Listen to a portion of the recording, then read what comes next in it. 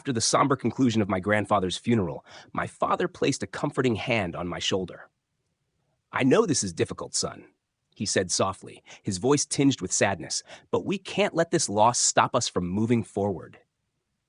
I nodded, trying to muster a sense of resolve. "Yeah, I know," I replied, my mind still reeling from the weight of unanswered questions. "I think I'll head back to Osaka early tomorrow. I need some time to process everything." The following morning, I boarded the bullet train bound for Osaka, the rhythmic hum of the train providing a soothing backdrop to my thoughts. As I stared out the window, watching the landscape blur past, I couldn't shake the feeling that grandfather's final words held a key to understanding something profound. Lost in contemplation, I was jolted back to the present by a sudden movement outside the train. A man stood on the platform, waving at me through the window. His figure was hazy, as if shrouded in mist. Confused, I blinked, and in that instant, the man vanished into thin air. I rubbed my eyes, convinced that fatigue was playing tricks on my mind, but a sense of unease lingered. Who was that man, and why had he seemed so familiar? Was I imagining things, or was there more to this encounter than met the eye? As the train sped towards Osaka, I couldn't shake the feeling that grandfather's passing had set me on a path, a journey to uncover the mysteries he had alluded to. With each passing moment, my determination grew stronger. I needed answers, and I was prepared to seek them out, no matter how enigmatic or elusive they seemed. "I want to understand," I murmured to myself, the words hanging in the air like a silent vow. The train continued its relentless journey, carrying me towards a city filled with possibilities and secrets waiting to be unraveled. Arriving back at my apartment in Osaka, I felt a mixture of relief and lingering unease. The journey had been long, and my mind was still preoccupied with the enigmatic encounter on the bullet train. As I approached my building's entrance, a strange sensation crept over me, a prickling awareness that something unusual was about to unfold. To my astonishment, as I glanced up from unlocking my door, I saw the same man from the train platform, now multiplied into two identical figures. They stood side by side, waving at me with eerie synchronicity. Confusion and frustration surged within me. "Who are you?" I shouted, unable to contain my bewilderment. Suddenly, heads turned in my direction. Passers-by glanced at me with puzzled expressions, clearly seeing me shout at empty air. Embarrassment flushed through me as I realized the bizarre spectacle I was creating. The two waving men continued their synchronized gestures, their features obscured by a strange mist-like quality. It was as if reality itself was warping around them. Attempting to regain my composure, I blinked rapidly, trying to make sense of the inexplicable scene unfolding before me. The people around me continued to watch, their gazes fixed on the seemingly empty space where the waving men stood. Then, in a heartbeat, the realization hit me like a thunderclap. This wasn't a normal encounter. These figures were not ordinary. They were manifestations of something beyond my comprehension. As I pieced together the strangeness of the situation, the twin figures began to dissolve, their forms fading into wisps of mist. Panic surged within me as I struggled to grasp the nature of what I had just witnessed. By the time I managed to gather my thoughts, the figures had vanished completely, leaving behind only lingering uncertainty and a swarm of curious onlookers. I retreated into my apartment, heart pounding with a mixture of fear and fascination. Something inexplicable was unfolding around me, and I was determined to uncover the truth, even if it meant delving into realms beyond the ordinary. With each passing moment, the mysteries surrounding grandfather's final words and these spectral apparitions deepened, propelling me further into a labyrinth of uncertainty and revelation. I knew then that my journey for understanding had only just begun. After the unsettling encounter outside my apartment, I needed a moment to collect myself. Closing the door behind me, I leaned against it, trying to shake off the remnants of confusion and apprehension. The familiar sights and sounds of my home in Osaka offered a sense of refuge amidst the swirling mysteries that had begun to unfold. Determined to regain some semblance of normalcy, I proceeded with my evening routine. First, I set down my belongings, a mix of souvenirs from Tokyo and essentials I'd brought back. The soft glow of the overhead lights cast warm shadows across the room, soothing my frayed nerves. As I made my way to the bathroom, I flicked on the light, illuminating the tiled space. The mirror reflected back a face wrought with uncertainty, eyes still wide with remnants of shock. I splashed cool water on my face, trying to wash away the lingering unease. Next came the familiar ritual of preparing for bed. I changed into comfortable loungewear, the fabric familiar against my skin. The sound of running water from the shower provided a steady rhythm in the background. I glanced at my reflection once more, noting the tension that still lingered in my features. Grandfather's cryptic words echoed in my mind, mingling with the strange apparitions I had encountered. What did it all mean? Was there a connection between his parting revelations and these inexplicable sightings? Lost in thought, I sat at my desk, where my laptop awaited. I needed a distraction, a way to channel my restless mind. I opened a browser and began to research, diving into topics ranging from folklore to quantum physics, seeking threads that might shed light on the supernatural occurrences. Hours passed as I delved deeper into the virtual labyrinth of information. The clock ticked steadily, the world outside my window cloaked in darkness. The digital glow of the screen bathed the room in a soft luminescence, casting shifting shadows across the walls. Eventually, fatigue began to settle over me like a heavy blanket. I closed the laptop with a sigh, realizing that answers wouldn't come easily. With resolve, I turned off the lights and slipped beneath the covers. The sensation of warmth and familiarity enveloped me as I lay in the quiet darkness. The events of the day replayed in my mind like a perplexing puzzle, each piece a fragment of a larger mystery. Outside, the city hummed with distant echoes of life, the soft murmur of traffic, the occasional sirens in the distance. Despite the urban cacophony, a strange stillness settled within me, a respite from the tumult of unanswered questions.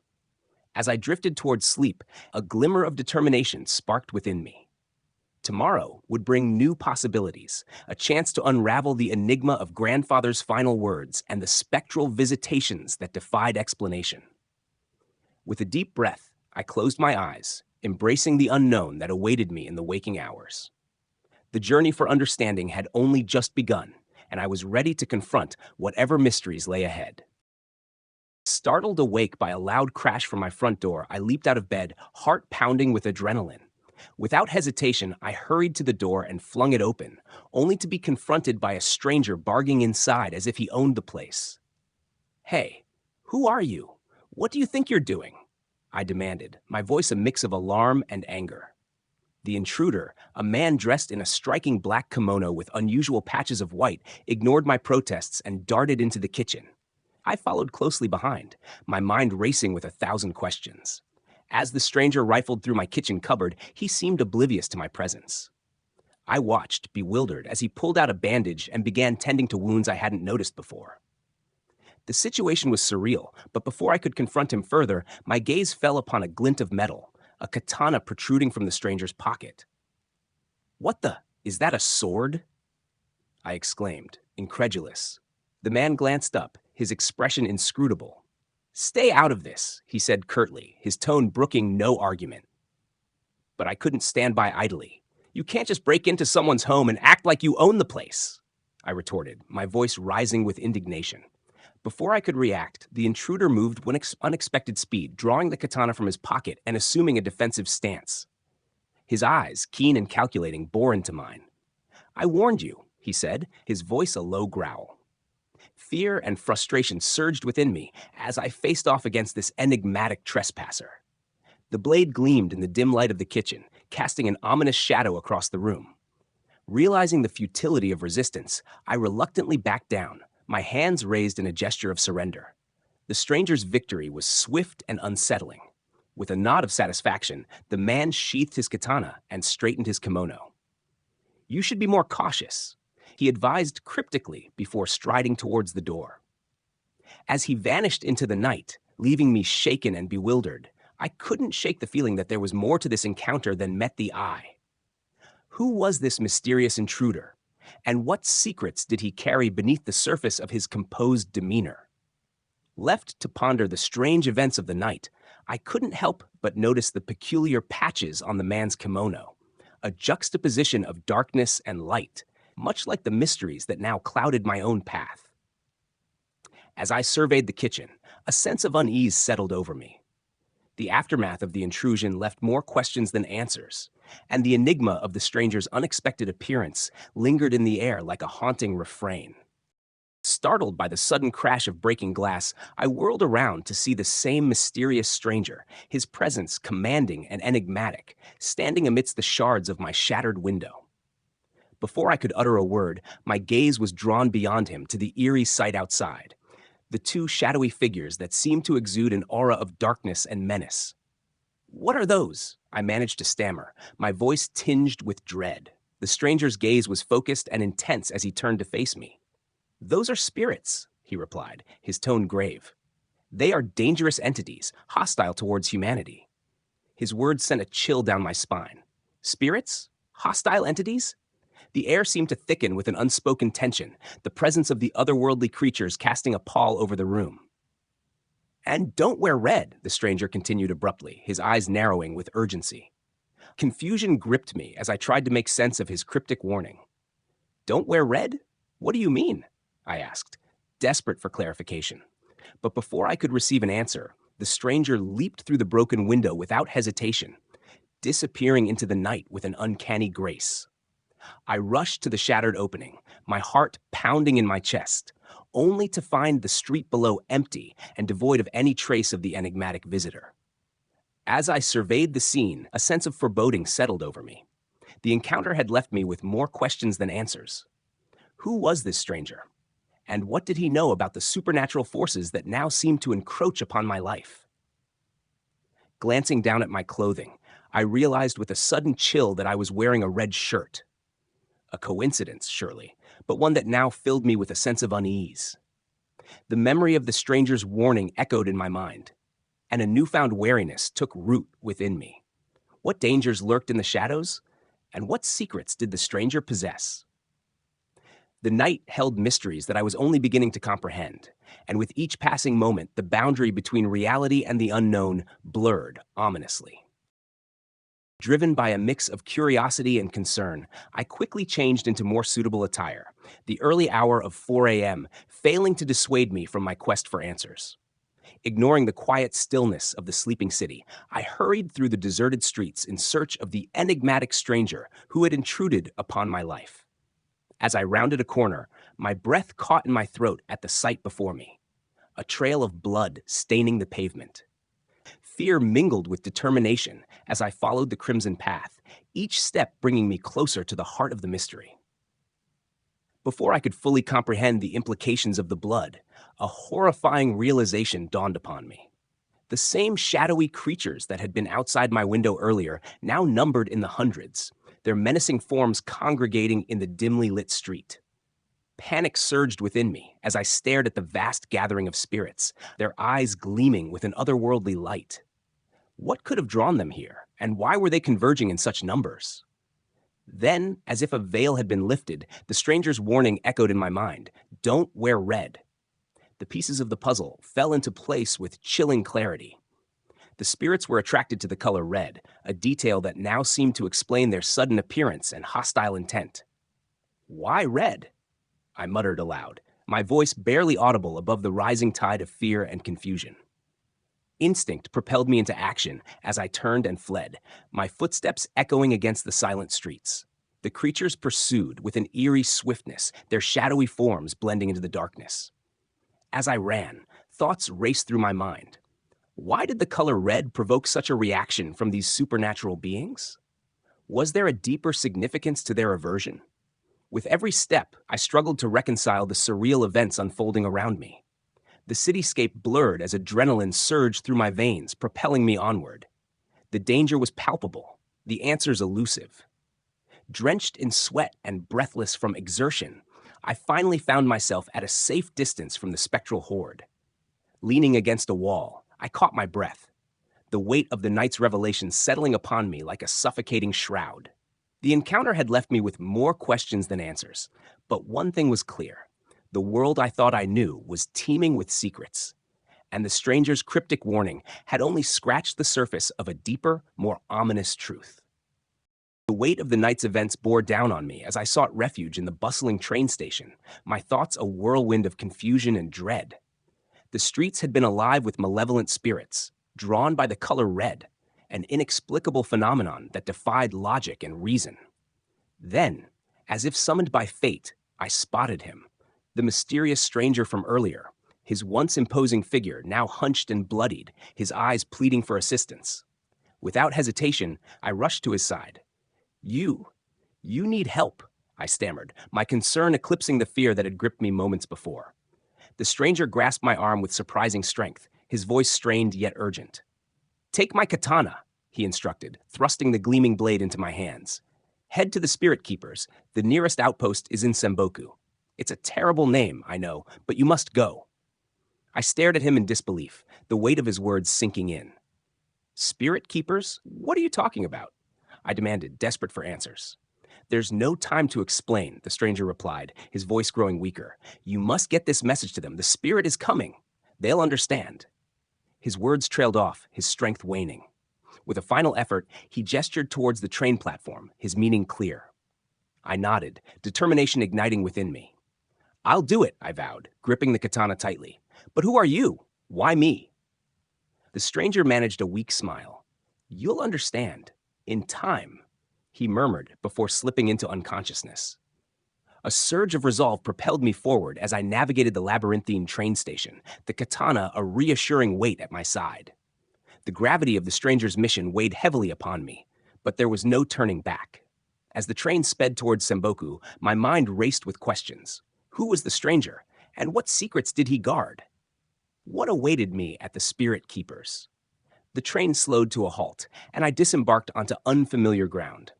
The air was thick with an otherworldly presence, a palpable sense of foreboding that sent shivers down my spine. Drawing upon newfound courage, I ventured forth, guided by the stranger's cryptic instructions. The path ahead was fraught with uncertainty, but I was determined to deliver the urgent message and uncover the truth behind the malevolent spirits that threatened our world.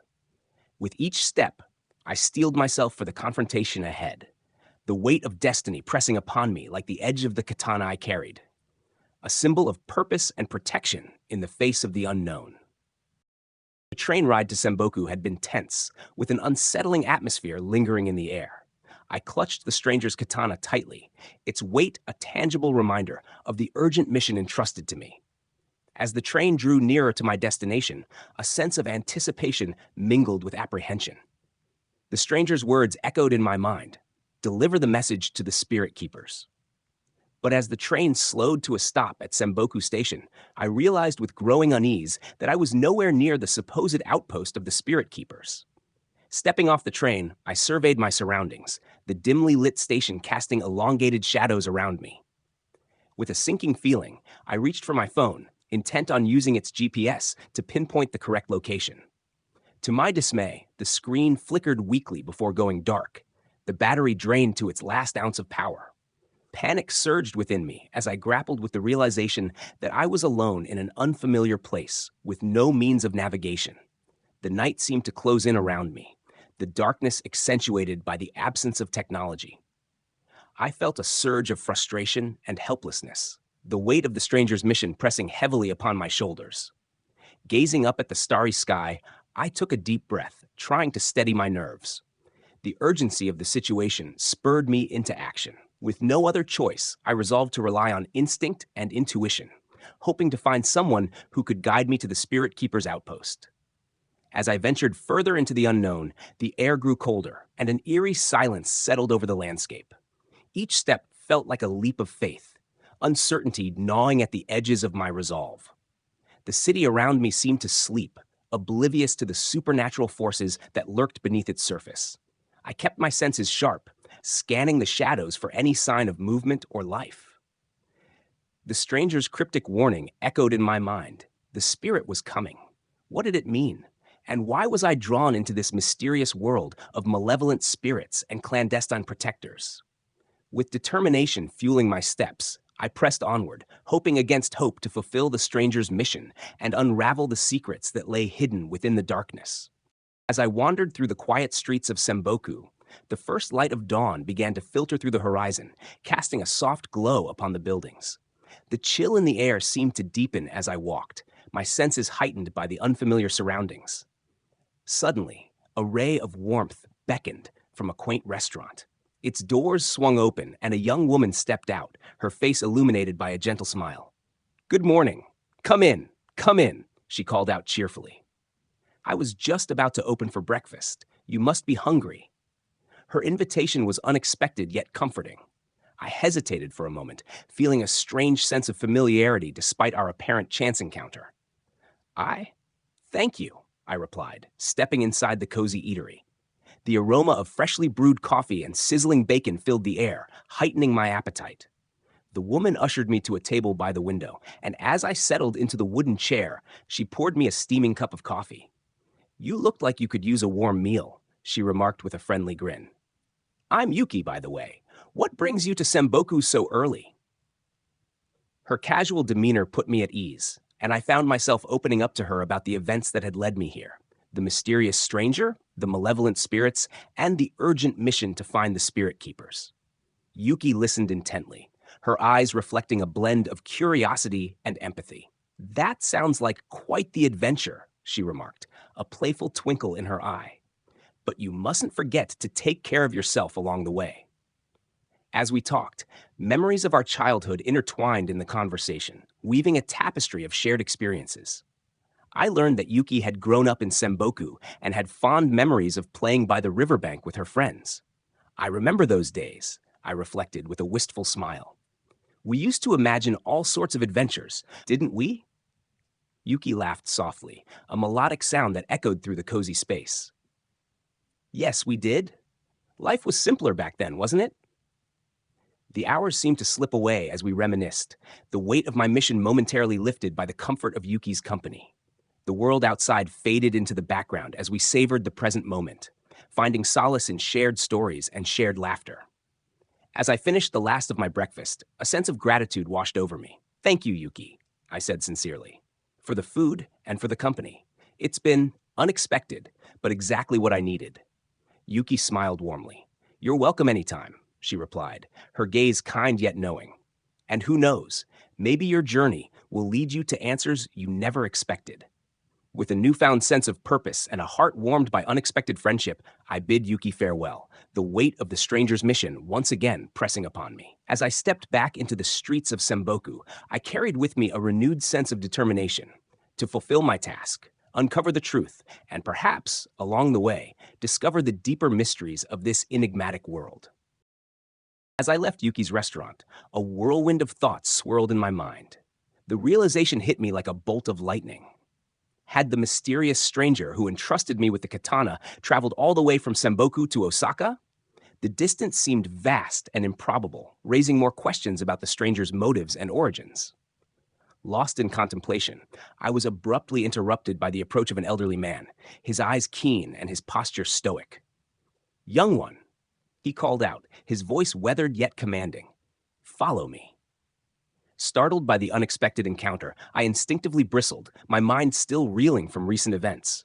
"Why should I follow you?" I retorted, a hint of defiance in my tone. "Who are you?" The old man regarded me with a patient gaze, unfazed by my resistance. "I am Tadashi, a guardian of ancient knowledge," he replied solemnly. "You carry the mark of destiny upon you, and I am here to guide you." His words struck a chord within me, stirring a mixture of skepticism and curiosity. "Destiny?" I echoed, my voice tinged with uncertainty. "What do you mean?" Tadashi's expression softened, a faint smile playing at the corners of his lips. "All will become clear in due time," he assured me. "But first we must journey together." Reluctance warred with intrigue within me as I weighed my options. Despite my misgivings, a part of me sensed that Tadashi held answers that could illuminate the mysteries shrouding my path. With a resigned sigh, I nodded in reluctant agreement. "Lead the way, then," I conceded, my resolve tinged with apprehension. As Tadashi began to walk, I fell into step beside him, the streets of Semboku stretching out before us. The air felt charged with unspoken purpose, the weight of destiny bearing down upon my shoulders. Silence settled between us as we traversed the city, the rhythm of our footsteps echoing against the pavement. My mind raced with questions, but I hesitated to voice them, unsure of what revelations awaited me.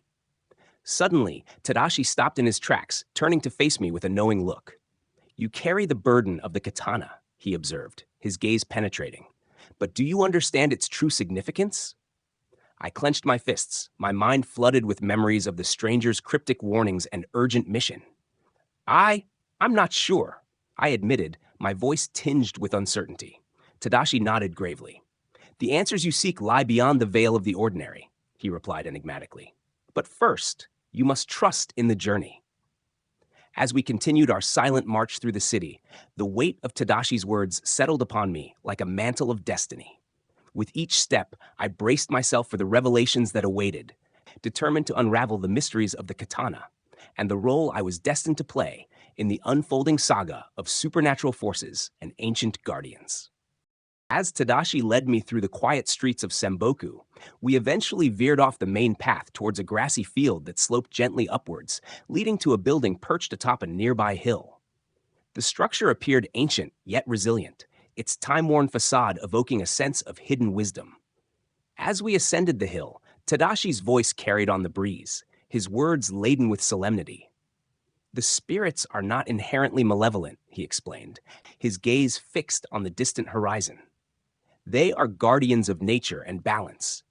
But the corruption that has befallen them, it threatens the very fabric of our world.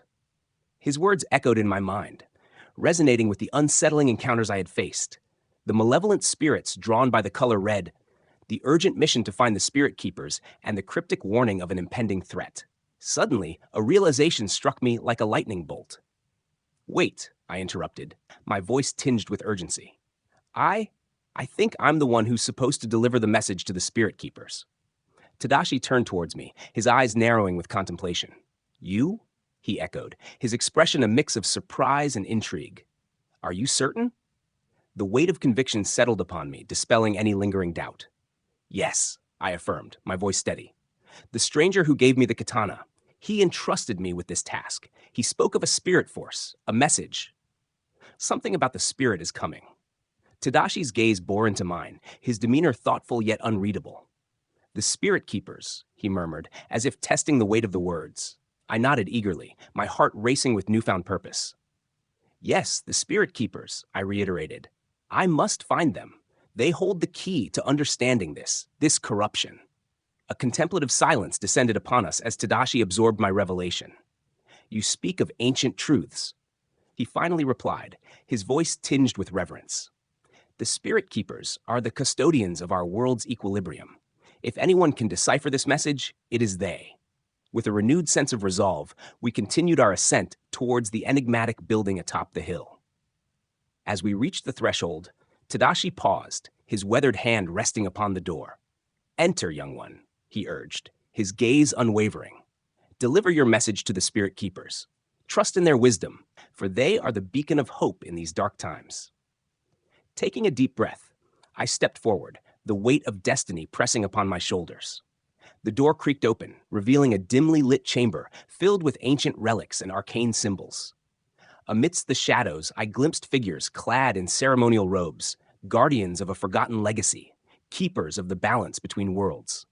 Among them, I sought the answers that had eluded me, determined to fulfill the stranger's mission and confront the encroaching darkness that threatened to consume us all.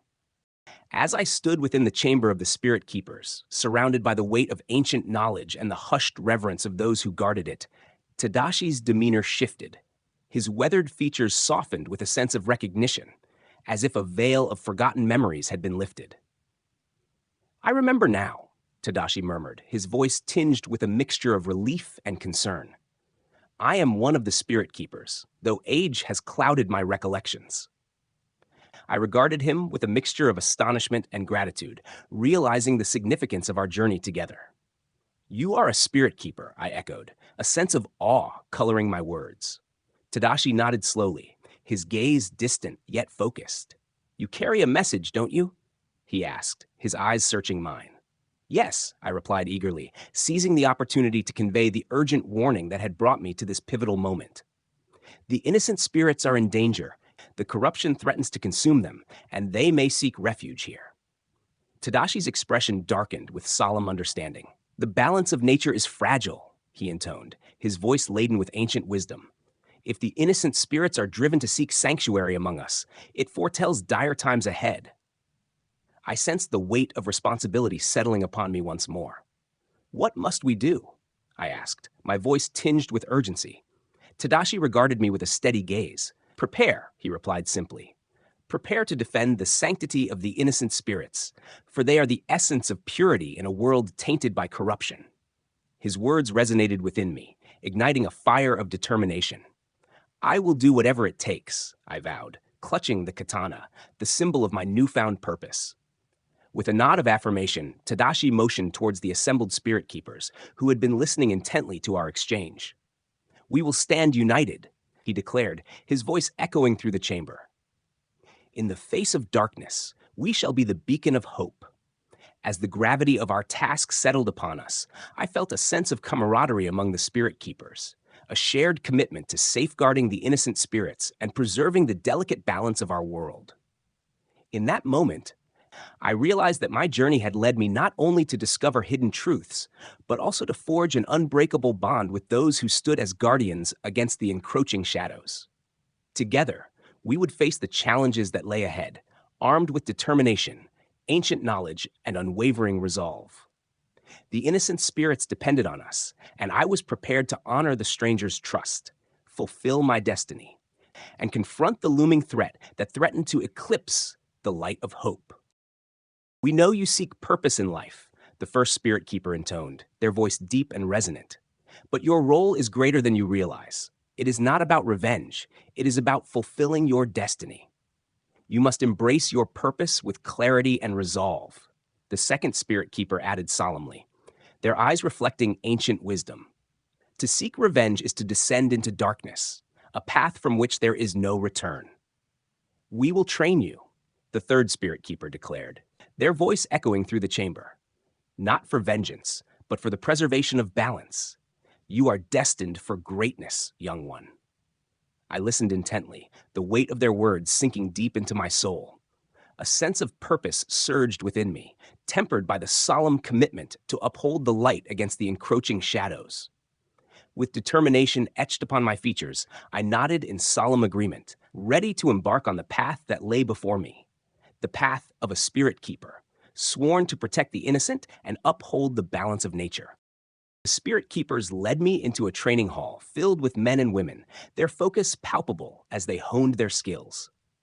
I watched in awe as one of them demonstrated an incredible display of power, throwing a shoe that pierced through a solid wall as if it were paper. Inspired by their dedication, I grasped my katana with renewed determination, ready to embrace the rigorous training that awaited. The days blurred into a montage of sweat, perseverance, and enlightenment. The training began with grueling runs up and down the hillside, each step pushing me beyond my limits. The air was thick with the sound of clashing wooden swords as I sparred with seasoned warriors, learning the art of combat with each clash and parry. Amidst the training, Tadashi, the old spirit keeper, took a special interest in my progress. His skill was unmatched, his movements fluid and precise. But as the days passed, his mastery became a source of frustration for me, a reminder of my own limitations. "Enough," I exclaimed one evening, my breath ragged from exertion. "You make it look too easy. I'll never reach your level." Tadashi regarded me with a knowing gaze, his expression patient yet unwavering. "It is not about reaching my level," he replied calmly. "It's about finding your own path, embracing your strengths, and overcoming your weaknesses." Frustration boiled within me, but Tadashi's words struck a chord. With a deep breath, I collected myself, realizing that my journey was not just about mastering technique, but also about discovering the depths of my own potential. As the training continued, Tadashi's guidance became a beacon of wisdom, illuminating the path forward.